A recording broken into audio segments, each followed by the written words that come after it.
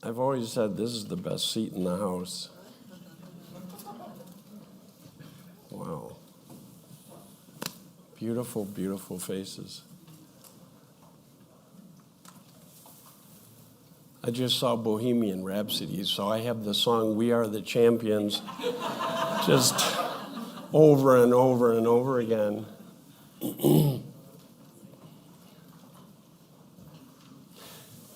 This is called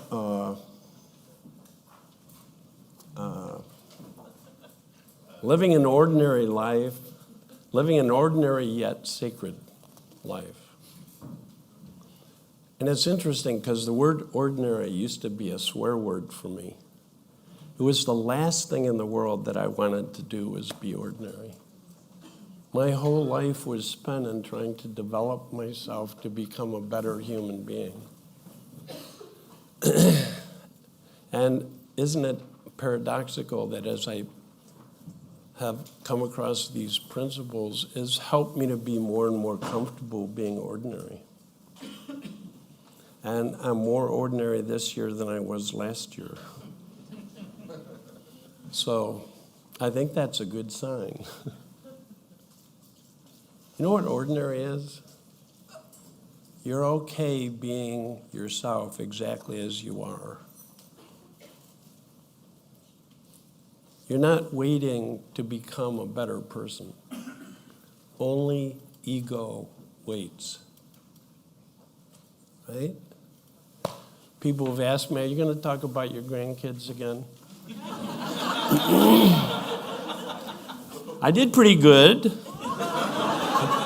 I made it a minute.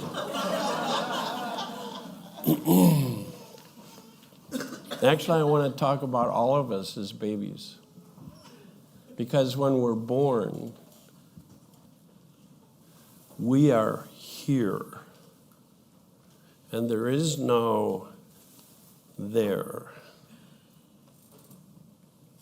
So there's no me waiting to get there when I can feel better or do better. There is nothing more magical for me than holding a baby. There's nothing that has reminded me more of my true self and our true selves than looking into the eyes of a baby. They have no story yet about themselves or about life. There's a contentment in babies. There's a presence in babies. One time I worked with a very successful, he is the president of a company. He was so busy-minded and he was so serious and he was so convinced that the principles had nothing to teach him. And one day he was in the waiting room and someone came in with a baby. And this very serious professional man, oh, this is so, you're so cute, how you do, boo, boo, do, do, boo, boo.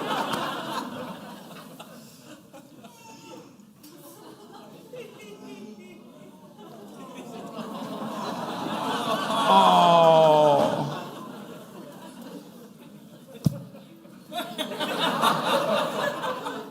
Timing. Come in.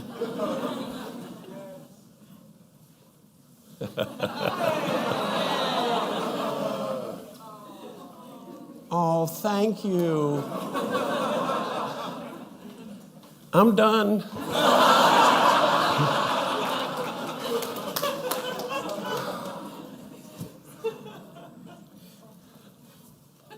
Koizi and I have a little, our next granddaughter is expected at the end of August or early September. Of course, we did have to change our vacation plans considerably so we could be back to be there for the birth. There is something, though. They talk about innocence, or Sid used the word purity. So he'd say the journey of learning the principles is a process where your experience of life becomes more and more pure. And he'd say, pure thought is love. Pure consciousness is love. Pure mind is love. What's purity?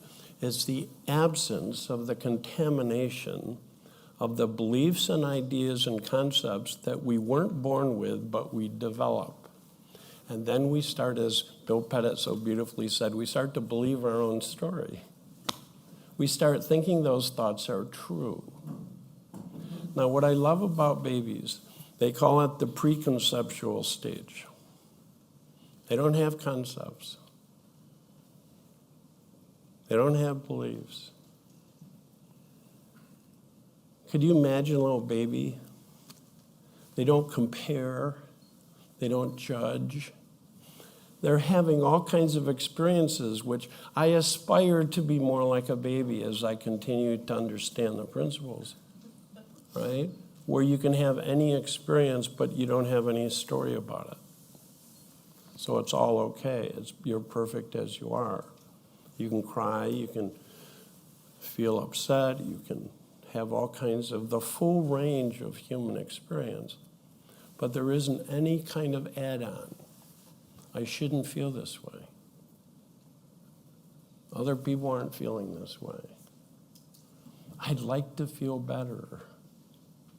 Right? It's an observation I've made. When you start thinking about your life or start thinking about yourself, you start entering this world of concepts and ideas. And every concept has an opposite. There's one thing about the conceptual mind. Every concept has an opposite. So there's good and bad and right and wrong and better feeling and worse feeling and should and shouldn't. Do you know, it's that thinking that torments us. That's where our psychological suffering comes from. It's the only place it comes from. When there's no story, there's no torment. When there's no story, you're not fighting your own experience. You're not resisting your own experience. You are having a baby moment where you get to be ordinary and you get to, as Sid would say, you get to be yourself as you are. Right?